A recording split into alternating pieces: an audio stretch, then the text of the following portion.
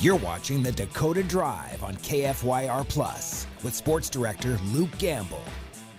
Sponsored by Trusted Tire and Auto.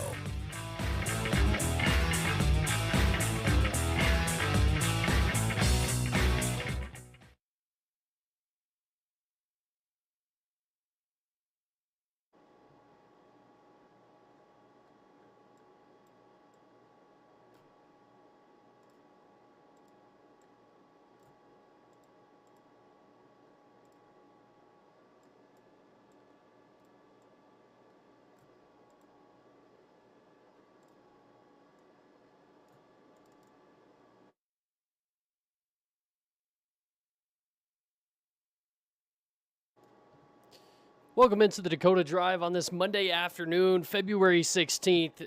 Little technical difficulties getting started there, but hey, we're here and we're going. So excited to jump into today's show. Obviously, if you've been following along on our social media pages and on air, we've had tons of coverage of the Olympics, but I'm excited to take the next step in what's next after the Olympics. The Paralympics coming up here in just a matter of a couple of weeks, and our first guest today is going to be Corey Gorder, who's actually an assistant coach for the Paralympic men's ice hockey team, along with David Hoff, who's the head coach of the Paralympic men's hockey team.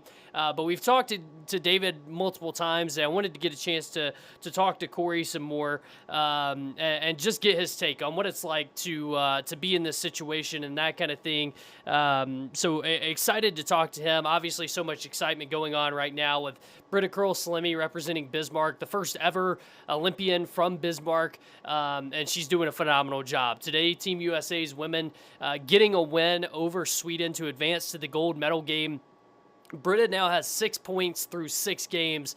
I think that's absolutely incredible. She had another assist today on the goal that made it 5-0 for Team USA late in the game. So she's tearing it up, and it's awesome to see that. It's awesome to see her family there getting to enjoy it and that kind of thing.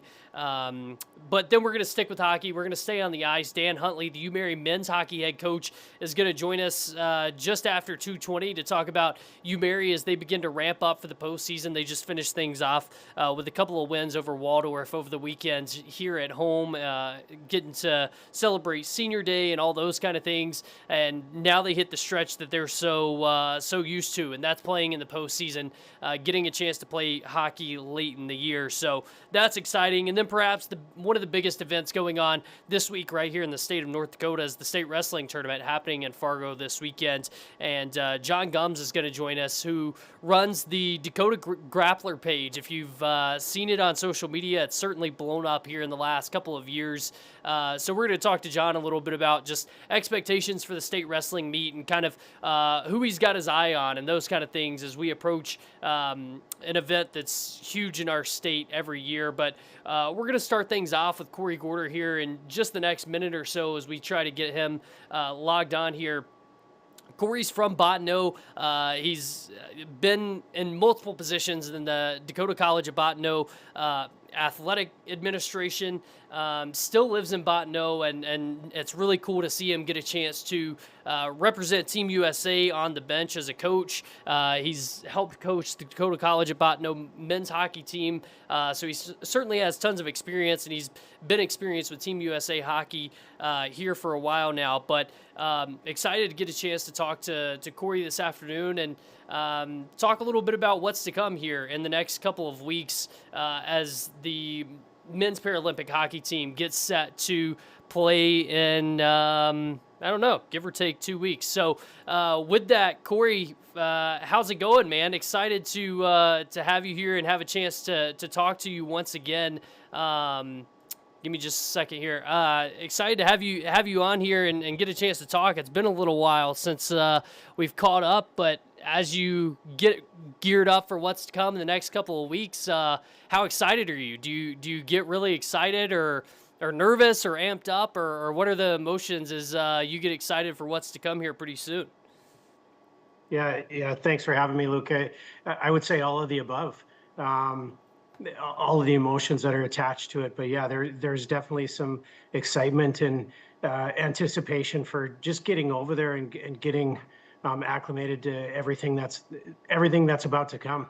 but it's also, the guys, in addition to our staff, have really been focused on what we can do here to prepare to have success when we're over there. So it's, I guess, yeah, excited to get over there and excited to get things rolling and to see all the guys work and see how it's paid off. Absolutely. Well, you're no stranger to this big stage. You've had a opportunity to be here before and coach in this not this specific venue, but at this level. So, what kind of experience does that, how much does that help you knowing that you've been through, what is it, 4 or 5 world championship now? Last time was your first Olympics in 2022. So now you've got the full Olympic experience. How much does that help you as you guys kind of prepare for the next month or so? Yeah, first, I think it just, I kind of have to say, just a little humility when I hear you say that. I mean, yeah, the World Championships being going over to Beijing in 22, all those experiences have been privileged to be able to do that, and it's been an honor to be able to do that with the team and staff that we have. But looking at those things, absolutely, I don't think it changes. I think you still have that.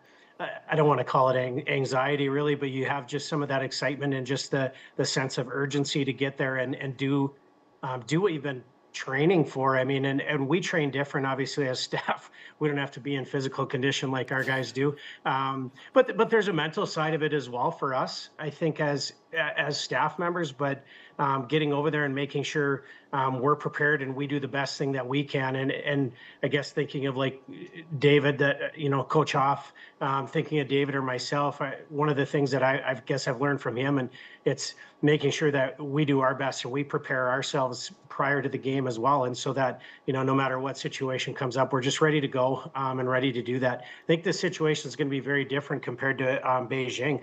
When you look at it was some COVID stuff, and there was a lot of restrictions when we were there. I would say distractions were very, very minimal. And what I mean by that is there was no family, friends, those sort of things. It was being, at the village and get on a bus and go to the arena and come back. And that was the extent of it. So I do think there's going to be a little bit extra over there. And I'm excited to see, to have that experience where there's some family and friends of just our players and just people around. That'll bring some excitement for sure.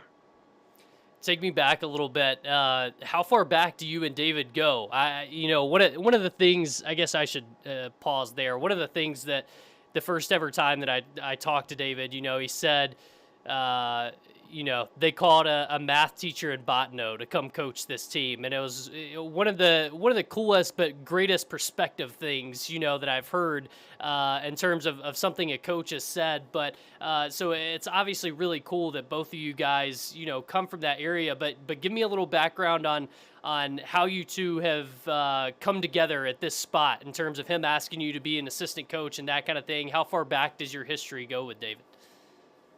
Well, it goes back a long time. If I guess I could say they called a math teacher to be the head coach, and then I'd say the math teacher called a student. And I've never said that to him, so I'll have to let him know that maybe when we're traveling here this time. But I mean, David he was my teacher and my high school hockey coach when I was in high school. Knew him growing up, I guess, growing up in the school system here in Botno, but then knowing he was a high school teacher and then he was ultimately the high school hockey coach, and knowing you had to work towards working with him, I'd say in a little bit of a partnership, even as a coach and player. Thinking back, knowing that I had a leadership role when I was a player with him, and just then after that, I think just moving on and moving away from Botno, he still continued to coach and teach, and then I got into my profession of mental health and doing those sort of things, and then I started coaching youth hockey and speaking at some events for coaching education within USA Hockey, and that's where I think started to get to know David outside of being a player or being a student, knowing that he and I were both adults then at that time, and started to work with him then, and just, I guess my personality fits well with his regarding how we go about business and how we do things We think we have the same outcome and the same goal out there, but we go about it very, very different. And he's told me before, if you thought exactly the same as I did, why would I need you? And so he knows I'm not scared to stand up and say what I think is right. And if I disagree with something, he does. But ultimately, he's the head coach, and that's his decision. So I mean, we have a really good working relationship together.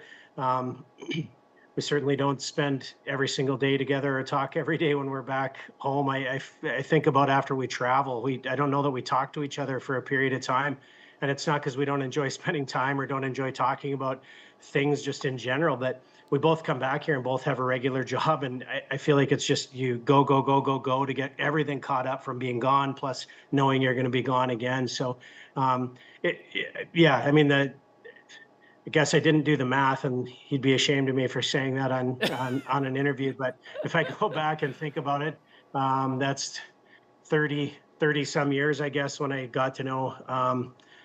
Back then it was Coach Hoff, or it was Hoff, back then. Now I get to call him David, because otherwise it's awkward to call him Coach Hoff all the time. So, but yeah, I mean, there's a long, there's a lot of history, I would say that, seen each other in a lot of different areas and situations, and he knows, my family. He taught my wife as well. I mean, there's a lot of connection with things. He knows, parents, all those people around the community too, and me the other way. I know his family as well. So it's there's a lot of history, and from a small town, it just adds more. So. Yeah.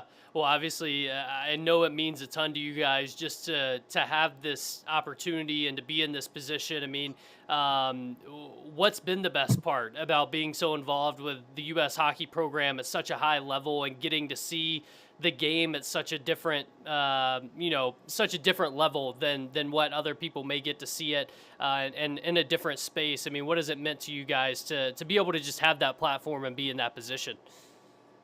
Yeah, I think one of the greatest things is just getting to know people and getting to spend time with people that are good human beings. And hockey is one thing, don't get me wrong, but there's something we always continue to push. I mean, there's a more important side to all of it, and it's the human beings that are behind all of it. And that goes from it's from our players to our players' families or their spouses, if they're married, or girlfriends, whatever they are. Um, Supporting them and allowing them to do the things that they do, to our staff, and how great all of our staff are. But it's the family of our staff too. I mean, we're gone a lot, and so I think just being a part of that with everybody involved, from my own family to the rest of the staff's family to our employers. I mean, our employers let us be gone. They still employ us while we're gone, and doesn't mean we don't take vacation. Doesn't mean all those things, but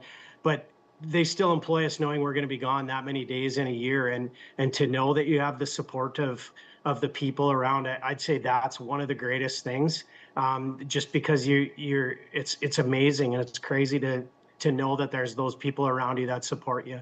The hockey side of it, what's been some of the greatest stuff, just, I mean, it's been cool to see a lot of different places in the world. I was a person who never said they'd probably never travel outside of the United States, or I guess Canada, because we live so close. But I just didn't necessarily have the desire, and now I look at the places I've been, and it's all because of this. But so I mean, that part's been great. But just watching a group of people and know it, it's the family outside of your family. You have that hockey community and that hockey family that sets their sights on something, and knowing that they have to start out at the bottom and climb their way up all the way to the top of the mountain. And we always talk about nothing grows on top of the mountain. You have to continue to come back down. Like, you can't just stay there and think you're that great. That's a fixed mindset, and it just doesn't work. So we have that belief, and I think to have that constant drive and push and be around a group of people that buys into it all the same. And when you have that, just to know what you can accomplish and what you can overcome, to me, has been a really, really special thing. It's great to watch our guys get gold medals. It's great to, win world championships. Like, all those things are wonderful. And the day it gets old to win, you got to quit doing it. But ultimately, and my kids and the people at the college, they hear me say it all the time: the most important game you're ever going to play is life. And that's the part that you have to be focused on, outside of just the 45-minute hockey game that we play or the 60-minute game that the folks are playing over there now over in Italy. So, but most important one is life, and that's where it goes to people for me. Absolutely. That's awesome. As you look back at 22 and getting that experience, like you said, a much different experience where there was still a lot of COVID protocols and things like that. So maybe you weren't experiencing as much outside as maybe you can this time. I don't know. But what was your favorite part of that experience in 22? And what are you most looking forward to about the experience here in 26? I think one of the best experiences was just going there and being a part of it. To know that this is something that happens, every 4 years, and to think that I was privileged enough to be on a team to be able to do that. So for me, that was one of the greatest things. Being able to, I think back to those games and think of just we dominated a majority of the time in Beijing. That part's fun. And to know that you can do that and you can just continue to dominate in something is a great thing. We had to make our own fun. We didn't get to travel anywhere. You're right. I mean, to think I was in China and didn't get to see the Great Wall because we didn't do those things. So I think of those things. We spent so much time together. I think that was one of the greatest things that you can take from it, just the experience and the fun that we had. I mean, we create our own fun, and that's just the way we are as a group. We joked about the testing that had to be done. We joked when someone would be, coughing or gagging because maybe they tested you a little higher or down the throat a little further. Those little things you got to laugh about them and you got to move on. But the thing I guess I excited outside of the games is maybe just to see some things. I've never been to Italy, never done those things. So I'm excited to be able to see some of that and just experience the village maybe a little different and not have to have a KN95 mask on the entire time, even when I'm sitting by myself outside. So I think that part will be really nice, to be truthful. Yeah. What are these? When do you leave? What are these next couple of weeks look like? I mean, obviously you get busy with your normal day-to-day job, but I'm sure there's tons of stuff that you're doing outside of your normal hours that you're doing to prepare. So what are these last few days, weeks leading up to it look like?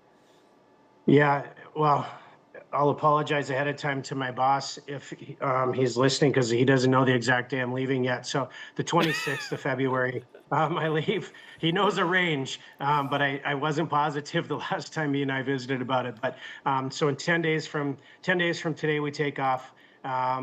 We then we travel to JFK. Everybody meets in JFK, and then we fly over on a flight together. And then we go to Venice for one night while we do team processing where they give all the guys all of our stuff, basically apparel that we need to wear for the next couple of weeks after that. And then we go into Milan where we then we go to the village the day it opens up, and we have, I believe, 5 or 6 practices prior to our first competition. And I think that's something that we all look forward to. We'll have a little window of time where our guys won't be skating together. And so when we get back, it'll be highly competitive. The intensity will be ratcheted all the way up. As far as what's been going on, I would say so since January 5th, our players have been living in Boulder, Colorado, and training there 4 days a week, on ice, off ice, all those things, doing the different stuff. And David and I have continued to go in and out of Denver and going in and running practices and just joining our manager, Dan Brennan. He's there the whole time because that's his permanent job. So he's there when nobody can be there to help. So I mean, it's been, I would say, a majority of those going in and out, and we have a goalie coach, Eric Woodbeck, now, who's joined us a year or so ago. So he's bounced in there a time or two as well, to run some practices. I haven't been there with any of the other staff. I was there with our trainer and our doctor for a day or two, but otherwise we we go in and we practice, and our players stay, and we go back and forth and go to our jobs when we're home. So that's what it's been, in just preparation at home, trying to figure out, okay, this is what we're going to do, and how we're going to go about business over there. So lots of stuff going on. And again, thankfully, everybody has been good to allow us to do those things, to understand what we're actually working towards. Yeah, and I'm sure I remember when I talked to David a few years back around the 22, I guess it must have been after the 22 Olympics, and him talking about how much time you guys have to spend doing the developmental camps and training camps and all those kind of things on the road, and how much in and out it is. So I'm sure that is a huge process and time commitment. But you mentioned this time being different in terms of being able to have people there. Are you going to have any family or anything that's going to go even for a short amount of time? Yeah, my wife and we have two kids that still live at home, a junior and a freshman in high school. So they're going to come over right near the end during the semifinals, and then whatever game we're in the final day, whether it's the gold medal game or the bronze game. Hopefully, I shouldn't assume we're even in the semifinal game, but hopefully things continue to go well, and we're there. But they'll come in near the end, and then take a couple days to see a few things in Italy, just in case I don't make it back here in the next year or two. So. That's awesome. That's awesome, man. Well, Corey, thanks so much for giving us some time. I know you're a busy man with a lot going on. Best of luck. We'll be keeping an eye out as you guys go and compete in the 2026 Paralympics. Appreciate it. Thanks for having me, Luke. Yeah, absolutely. All right, that is Corey Gorder, the assistant hockey coach for the men's U.S. Paralympic team, as they get set to head to the Paralympics here in 10 days. He said the first time that they play will be on March 7th. That'll be the beginning of the preliminary rounds, and then things continue to, they'll continue to play out from there as over the course of about 2 weeks. So they've already got one gold medal, the duo from Botno. They'll have a chance to win a second one as coaches here in the 2026 Paralympics. Just so cool to have such a different outside of the box connection right here in North Dakota to not just the Olympics, but the Paralympics. And then something else we've talked about on here is the fact that the U.S. women's Paralympic team has been trying to get momentum behind getting women's Paralympic hockey into the games officially, and it's something that's continuing to gain momentum, and there's some roots right here in North Dakota with that as well. You saw some of that video that we had from up in Minot just months back.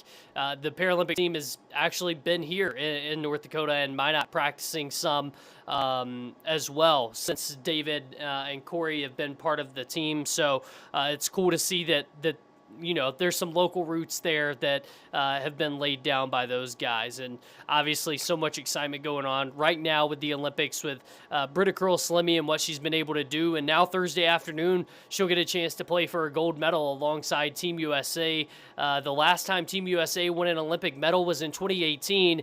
And the people that got them there were North Dakota natives as well. The Lamoureux twins had a huge hand in that 2018 game, scoring the overtime winner in that game, as well as scoring the goal that sent it to overtime.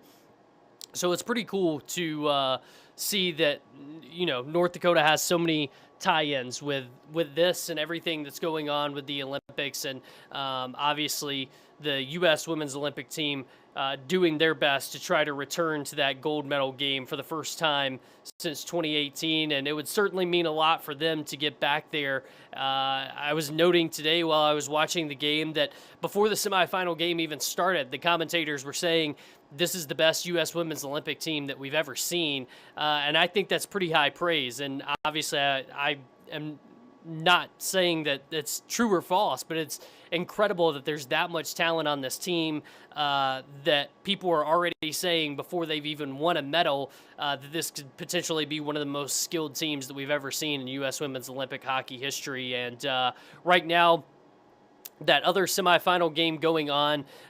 So we'll see who the U.S. takes on in that gold medal game on Thursday. That game will be on Peacock as well as USA, I believe. So we don't get it on NBC, but had a great opportunity to have the semifinal game on NBC this afternoon. But next up, we're going to get to our next guest here pretty soon. Dan Huntley, the University of Mary men's hockey coach, as the postseason begins for the University of Mary and all of our ACHA teams that are here in North Dakota. Minot State, #1 team in the country right now, and that goes along with Jamestown, who is another ranked team.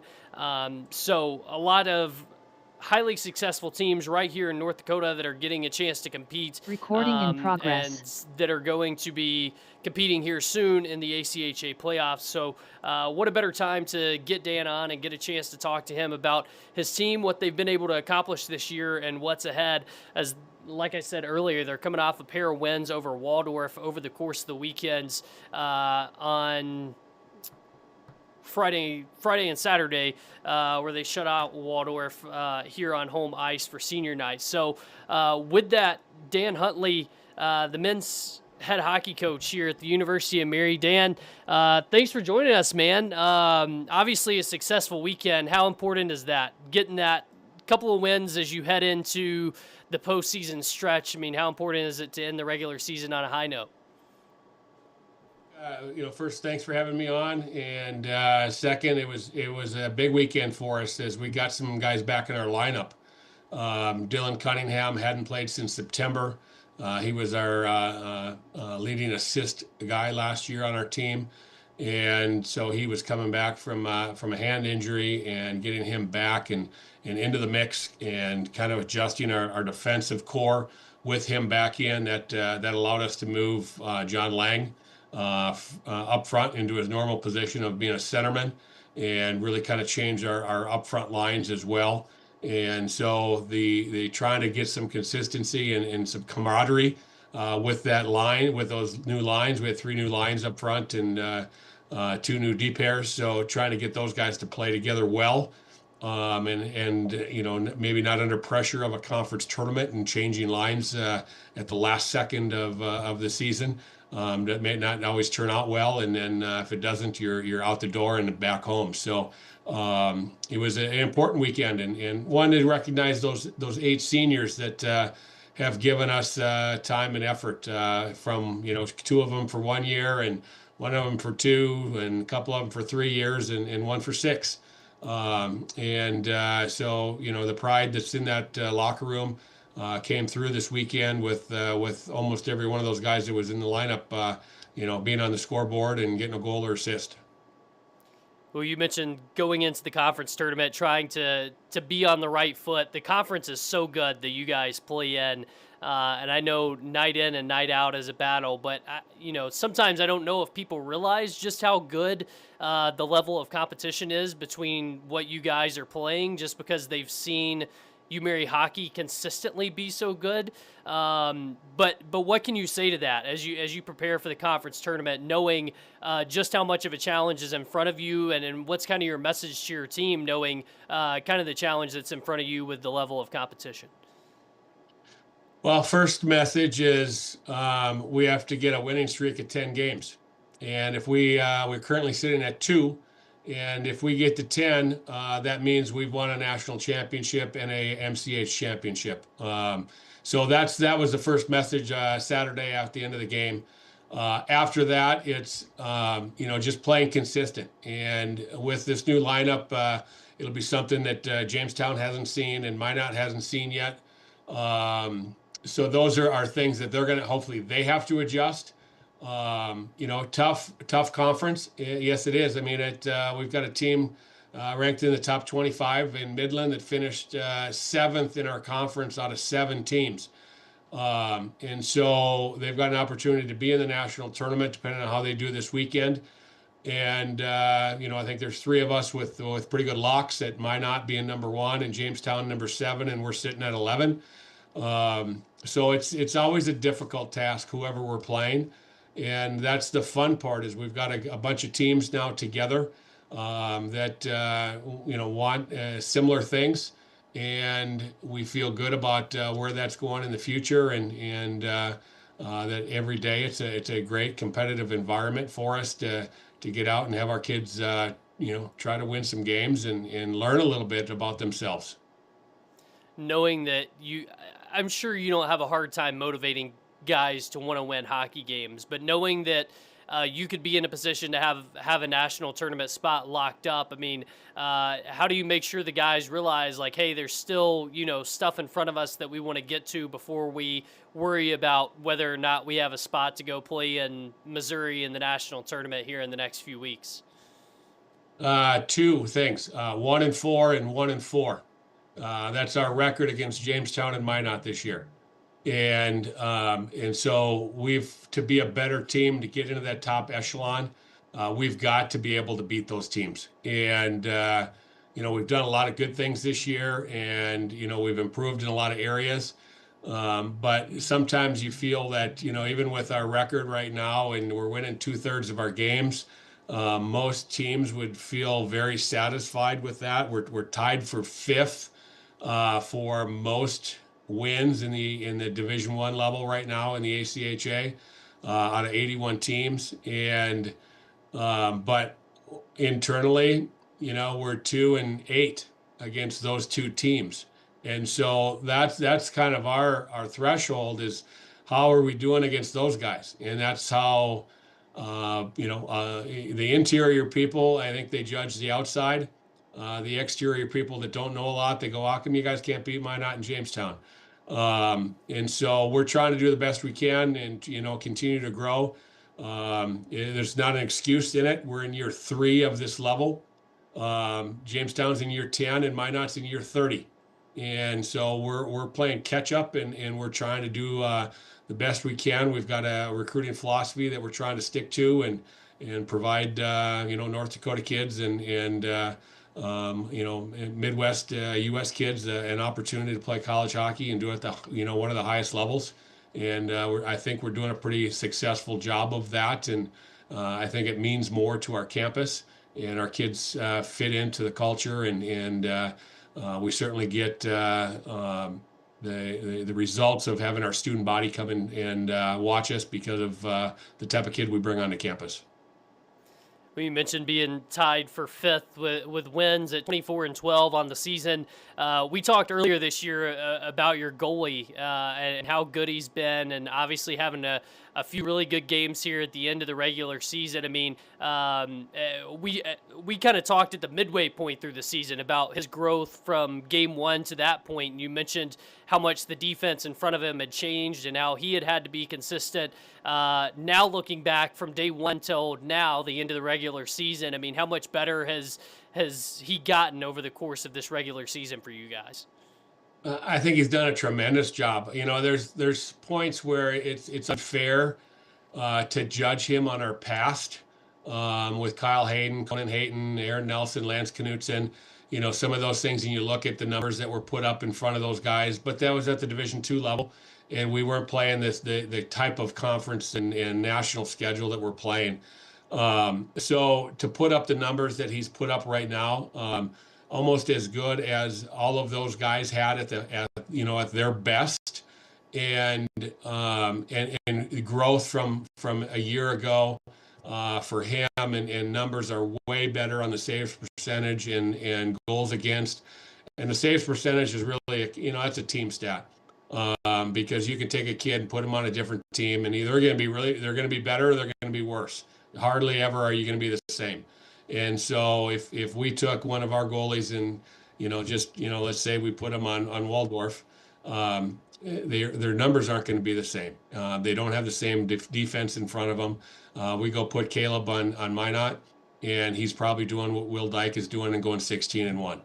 And he's that good that he could go out and win games. So I think that, his growth and his confidence is built, through the year. Obviously mid-season we lost Mike Heitkamp, our captain, All-American defenseman, that put a wrench into our defensive scheme and what we were doing. He had 30 points for us last year, was on pace to do that again. And you lose a player like that in front of you who's a captain that blocks shots, that creates offense, that, has a lot of physicality to his game. And that determines, a lot about what a goaltender does too. And, I think some of that is, we've struggled a little bit without Dylan Cunningham and Mike in the lineup during most of the season on our penalty kill. And hopefully now we can get a little bit of that back. And goaltending is a lot of penalty killing. And you've got to make some big saves, and you got to come up with the big one when you got an open backside shot, and our defensemen have to block more shots. And so the urgency right now of the season and where we are, I think guys are ready to step up and do some of that, and hopefully we can continue to decrease those numbers as we go through this next weekend of games, and then we'll worry about the national tournament after that.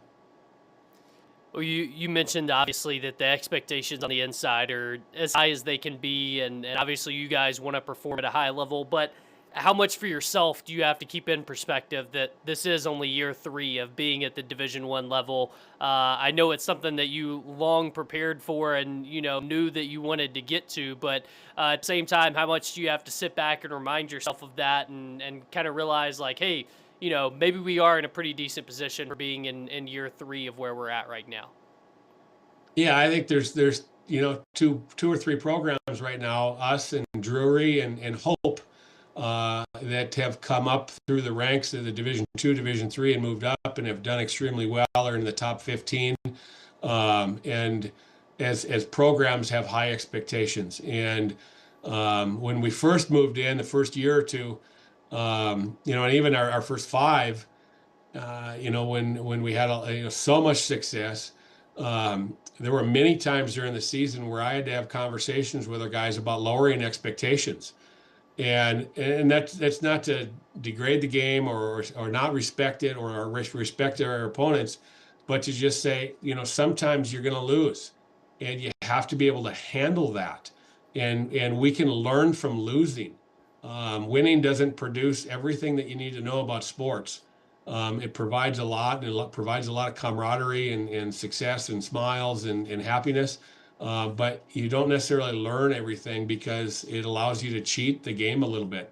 And so when you lose, you can really kind of go, here's some of the reasons why. And then we can go try to fix those things.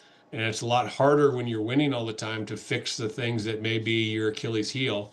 And but you can get away with them because you have more talent than another team, or whatever's going your way. So now it's coming back to, okay, let's look at what we can get better at. And those games against Jamestown and Minot are so integral to our schedule and our progress as a program, that, yeah, we certainly we want to win, and we want to be 3-2, not 1-4. And we want to get on the top side of those top guys, but we're working at it. And it's like beating Calvin, who's in the top 10, or the Drury that we lost to in September, who's number 5 right now. We played tough games. We trying to figure ourselves out, and those are lessons we can go back to and go, hey, these are the things we can change. And some of that's personnel and who we're playing with, and some of it's systems organized, and what are we doing? How hard are we working on a back check, and what are we doing on our forecheck and zone entries, all those kind of things to make the game a little bit simpler, rather than trying to stick handle everybody, which we did a lot of in years 1 through 5 because we were better than other teams, and we could get away with a 95% zone entry with carrying the puck in.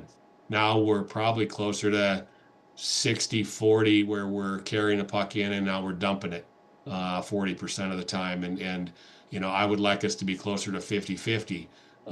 But some of our guys they can't get that through their mind yet, and we're working on it. But the success is also knowing that, in tight games, we have to get the clock to get to 0. And we don't need to, have a 60-minute racehorse hockey game. And there's times where it's good just to get a line change and not stay out there because you're going to get caught, and that's where we're going to give up goals. Yeah, absolutely. Well, it's good perspective to have, and it's interesting to hear your perspective on it that way. 24-12 regular season isn't bad. It isn't anything to hang your head about, but I know you guys are chasing more. Best of luck this weekend as you go into the conference tournament, and then we'll be looking ahead to the national tournament here pretty soon in Missouri. So good luck to you guys, and thanks again, Dan, for giving us a few minutes of your time today. You bet. We always enjoy the local support, and we're glad we can be part of this community, and that you guys want us on here. Thanks, Luke. Absolutely. Have a good one. All right, Dan Huntley, the head hockey coach of UMary men's hockey. The Marauders just capping off a 24-12 regular season. Dan said it, tied for 5th most wins in the entire country. But they're chasing 2 teams that are not very far from them in the state, that they, really want to reach what those guys have been at and are at right now. And so 1-4 against those 2 teams, something that they're trying to turn around as they go into this conference tournament.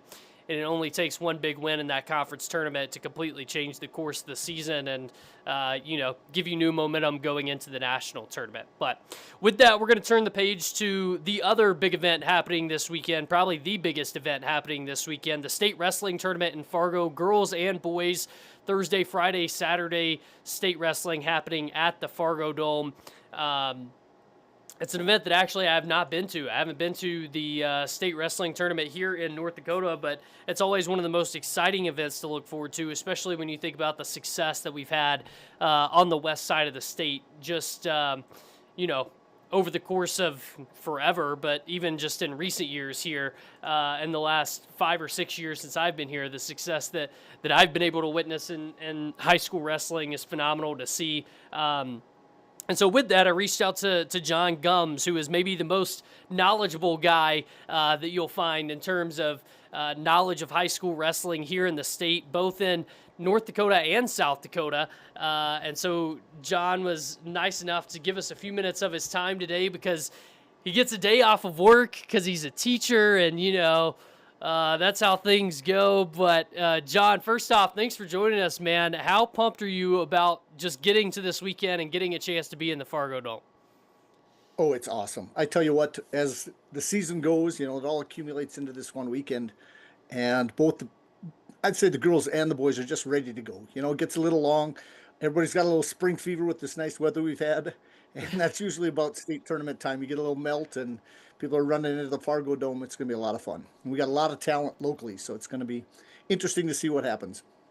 Yeah, and I want to get to the talent locally here in a minute and ask you some of your opinions on that. But first off, I want to backtrack a little bit because the name Dakota Grappler's on the screen, and everybody might not know what exactly that means or where it came from. So, and I've never had the chance to ask you, but how did you kind of get started with doing the social media stuff under the name the Dakota Grappler, kind of garnering so much attention, and now it's built to 15,000 followers or something like that? I mean, it's completely blown up. How did you kind of start out with that? Well, that's a great question. Actually, I've been doing this since 1999. Social media, actually, the last few years, a lot more. I started this when I wasn't coaching. I wanted to get publicity out there or some recognition for wrestlers. We had the Hoopster for basketball. Remember that? Everybody does. And I started a magazine called Dakota Grappler. And I went out and I got a little support from some local businesses and started highlighting all the local talent, basically, in high school. And then from there, it just kind of expanded. I did a podcast and did things that way. And then with the accumulation of what happens online with Facebook and X and all those things, I started to put more media out there. And I started doing the rankings back in about 2004. And I added both North and South Dakota at that same time. At the time, I was actually living in Mobridge, South Dakota, but I'm originally grew up in Napoleon. My dad was a wrestling coach in the Hall of Fame there. And then I graduated in Bismarck Century with Terry and Troy Steiner. So wrestling's been in my blood since I can remember. And I just wanted to stay involved. And so after, 99 till now, 25, 26, 27 years, whatever it is now, it's just, I'd say a passion. It's heartfelt, and I do it for the love of the sport. And so people get out there, and anytime they want to know information, I've kind of been the guy. I've now done probably, I think, 15 or 16 state tournaments, being on television, both Beck Communications and WDAY and whatever's been out there. And I do some of the South Dakota stuff also. So just have an opportunity. I just want to spread the word that wrestling's a great sport. Yeah. Well, I mean, it's awesome to me. Obviously, what you do is awesome, but the fact that you have such a good grasp on two different states full of wrestling is mind blowing to me. That you can keep a pulse on that much stuff over the course of as much time as you've been able to. I just say I don't sleep much. But, honestly, when it comes to it, it's a short season. Wrestling's kind of a neat niche. It's about 12 weeks, the high school season. You go out 2 weeks before and 2 weeks after. You always have the kids wrestling in the spring and everything else. That's pretty easy. It stays really busy for 12 weeks. And I think most people, for the 3 months, Christmas gets a little hard for some people, but there's break for me because that's when teaching is down. And so I get a chance. But it's pretty much every Tuesday, Thursday, Friday, Saturday during the wrestling season that I'm somewhere doing something with wrestling. Yeah, that's awesome. Well, let's talk about what's to come this weekend. The state tournament, obviously, so much excitement around it.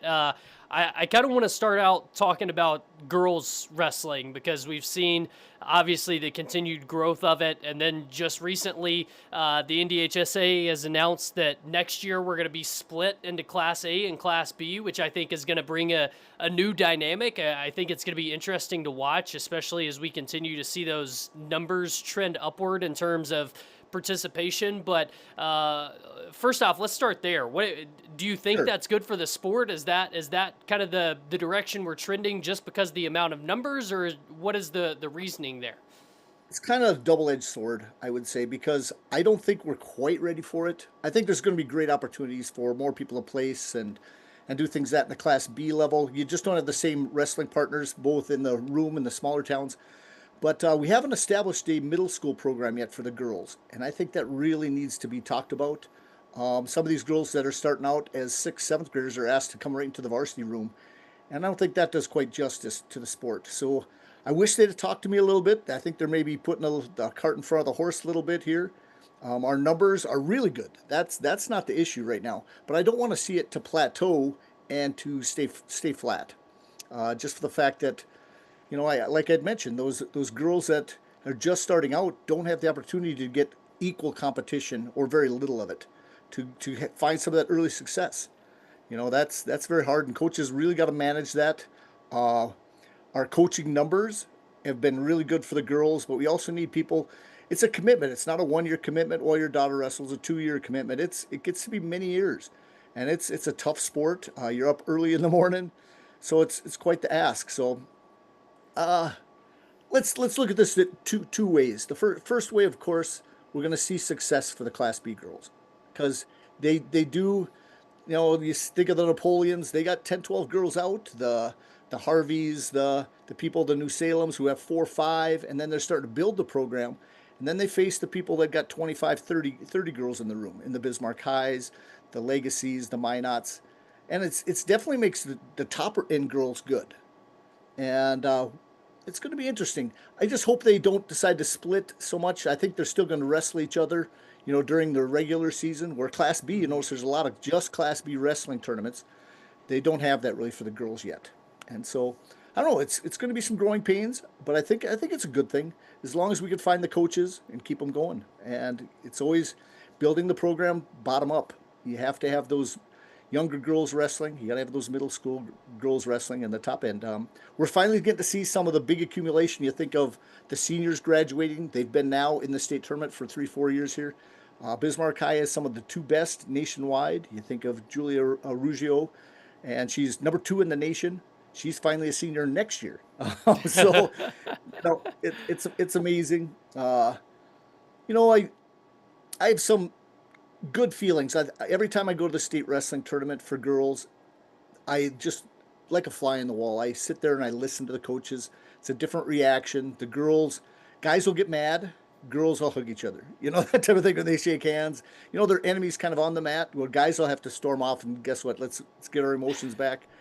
And I smile and cry at the same time at so many of the things at the state wrestling tournament because of the girls. It's a new experience for me too. I think the coaches that have coached both boys and girls, especially who've done the boys first, say they wouldn't go away from coaching the girls because it's totally different. It's brought some. I've talked to Scotty Nolan, ex Bismarck High wrestling coach who coaches the Bismarck girls, and he says there's nothing like it. He goes, it just revived him into what really coaching wrestling is about, because you're finding those little things to teach somebody and building them not just as a wrestler but as a human, a person too. So it's turning into young productive adults. Yeah, absolutely. Well, in terms of this year's state tournament and what it looks like, I mean, so far it seems like Legacy has been hard to beat. I mean, is that kind of the team that you see everyone chasing? Is there a team from the East that maybe can compete against them, or what are your expectations in terms of that for the girls? Well, for the girls, Legacy is by far they're probably a place winner or two above everybody else. I would say that, but it's the state tournament. I've seen many other things happen, a little injury here or somebody gets upset early on, because the competition is tight for the girls. You could, between those, I'd say a lot of times the ones might be above a lot of people in twos, but the threes through eights, I could go through probably half the weight classes and it'd be different girls every weekend. That's how close they are to one another. Minot has got a very good team. So does Bismarck High. And it all just accumulates. So it's a 3-day weekend. You go Thursday, Friday. It's kind of interesting. Bismarck was not favored last year and found a way to win the duels. And that's the third day. So you got to put things together. Have you been on the road enough where you're staying overnight and spending time? There's other distractions such as family all showing up, being on the road, making sure, you get the nerves going because you want so bad to be up on that stand. And I've seen it. I've seen the crash of many different athletes thinking that they're tough until that state wrestling tournament. So it's going to take a lot of work. Head coach of Legacy, know him very well, Rick Ripplinger. He's going to have his girls ready. He's hard nosed and has those girls tough. So I think he could do it. He could do it. He could bring a state championship home. He really could. Well, there's a couple of girls in their wrestling room that are obviously going for multiple state championships now. And right now we're at the point where there's so many girls in the state that have 2 or 3 championships. And you mentioned Julia from Bismarck High, Cambria Anderson is nationally ranked, but who are maybe 1 or 2 girls from the west side of the state that you maybe haven't been as heard of as much that you think maybe people to look out for this weekend? Well, I really like Watford City's 100-pounder. This Cora Sorensen works hard, and man, she just has a hard nose. She's in the mix. She wrestled a girl from Mandan that was a state finalist last weekend in the finals and beat her. That's Brooklyn LaFrenz. And both those girls could be right in the mix. Brooklyn was injured and just came back, so you could really tell that she's not in quite the wrestling shape you need to be. Other girls you could have a lot of fun with. I know Bismarck Legacy, if we mentioned a few of them. You got Ken Fack. That's wrestled really well. Aaliyah Cullinan. You could go through several different ones. Maniz. There's so many that are on that team. I liked Otmar, wrestled really good lately for them. You have all different sizes. I really liked, I think New Salem has a couple really good girls that are wrestling. Let me think of some names real quick. As I was going into this, you just never know. I know that they have a Tomac girl that's just kind of, called her a bulldog. She gets out there and she just goes really hard. We have a lot of girls out of, you think of the western side of the state or even Napoleon's, and South Border is going to have some really good girls. I know that there's Ava Litzy out of South Border, out of Ashley there, that's really tough. And they're all going to be in the mix. And then if you think of Minot, you think of them being in the West. One of the coach's nieces, Racine girl, Madison Racine, beat Litzy, who was a state champ just last week, wrestling really well out of Minot. And of course you have of course, thinking of different names. You have a couple Beulah girls actually that have wrestled really well too, and just tough. I think that Barth, it's Hayden Barth, 100.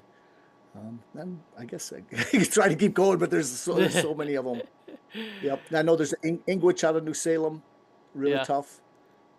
Yep. And so it's going to be just a lot of fun. I tell you what, and it'll be tense. You'll feel the energy. I tell anybody if they could just get a feel of anything, go into the state tournament, just feel your goosebumps and your arms go, and you just feel the raise of the yelling and the parents being excited, looking up in the stands and seeing the mothers, the wrestling moms get all into it. It's pretty cool. Yeah. Well, let's talk about the boys' side a little bit in this Sure. last few minutes. Are there any weight classes that you see maybe different than what I asked for the girls? Maybe for the boys, are there any weight classes you see potential big matchups that could happen in the finals, or a class that may have 3 or 4 guys that's kind of a toss up coming down to the end? That is a great question. I think even though Joey Ensminger, I think that's a really tough weight class. He's got a wrestler out of Dickinson that's Wyatt Turner that's really been wrestling tough. Um, Let me think. 145 could be a really interesting weight class where we got Clark Thompson out of Legacy and Elijah Piatz out of Century. Think of some other good ones.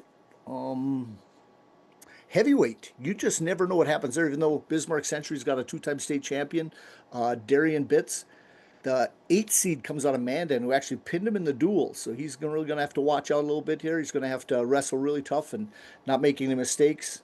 A big-time pinner, Vance Wolschlager. Uh, Vance is a junior and I think he's getting close to setting Mandan's pin record. He's got 30 pins probably on the season, if I remember right. Wow. I think 189 could be interesting. Got a two-time state champion out of Fargo Davies, Wyatt Kozadowski, and Hugh Meyer out of Dickinson. It was a really close match in the Rotary. It was only 1 point. And so that could be really interesting. Uh, Another one at 215, we got Bismarck Century's Braden Morris, who broke his ankle actually at the last, maybe the second to last game of the football season for Bismarck Yep. Century. He came back, and he actually had his first loss against a kid that's Naya from Williston. So that could be interesting. They both can make the finals there. But you have the ex-Century coach's son who actually Coach Braden helps out at Legacy. His son wrestles there, and he's the 3 seed. So he's going to be, wishing for his boy to make the finals there. Senior who signed up. Play some football. They're both going to play some football at the University of Mary Yeah. also. So they're teammates. It's just loaded. I think 107 could be really interesting as we have 2 local talents. St. Mary's has an Owen Braun who's wrestled really tough. He's freshman, and then Bismarck Legacy. One of these two are Height, Brandon Height, who's got a good, tough team. That whole Legacy team. In fact, this is one of those teams that could separate day one and take the tournament all the way. Win by up to, I'd say 50 to 75 points. Legacy boys are really, really tough this year. I know. So it's kind of what it is. We have talent all over. Yeah, we've just got like a minute or so here, but I was going to ask about the team aspect. Obviously, Sure. last year was such a weird situation when it came down to the end of the duels and that kind of thing. But speaking in terms of the individual side and the duels, do you feel like Legacy is the team everyone's chasing there? That is exactly right. Everybody else is trying to find a way to get in the finals against them. They're going to have to wrestle a perfect duel to beat Legacy. They're solid top to bottom. I know Mandan did not make it. They gave them the best run actually of a match because of matchups, but they ended up not making the dual tournament. But no, Bismarck High really came on. I want to give them a big kudos to them because they're in the mix of wrestling tough and could make the finals again as a team for the duels. But out of the East, you got Fargo Davies. They're solid top to bottom, and they're going to be an interesting run. If a team is going to get close to Legacy, maybe in the finals, I'd maybe say Fargo Davies. What about Class B? Ooh, Class B, Velva is the team to beat when it comes to the duels. They're solid. They kind of separated themselves. Some guys cut some weight, and they really spread their team out really nice. I looked at their region results. Now, out of Region 1, they kind of pound on each other. Kindred's got a really nice team that they took. And then Lisbon, who's come on really well. Hettinger's got a nice team. But out of the B, right now, Velva is my favorite. Cool. Well, Going to be plenty of wrestling to watch this weekend at the Fargo Dome. I appreciate you taking some time to chat with us on your day off, taking a few minutes to chat with us. We appreciate it and appreciate the work you do to keep folks updated on wrestling in our state, man. You betcha. You ever need anything, holler. I'll be on with you. Absolutely. I appreciate it, John. John, have a good one. All right, that is John Gums, the editor, we'll call him, of the Dakota Grappler. John does such great work for wrestling in our state. So it's the first time I've gotten a chance to have him on for an interview, and something we've been trying to do for a while now, and we finally got it nailed down. It worked out that schools were out today for President's Day, and we were able to have him on. But obviously going to be an exciting week of state tournament wrestling action in Fargo, beginning on Thursday, wrapping up on Saturday with the duels. But we appreciate you joining us on this Monday afternoon for the Dakota Drive, a loaded show today, and we'll be right back here in the hot seat again next Monday for the Dakota Drive from 2 to 3 p.m. Central. We hope to see you then.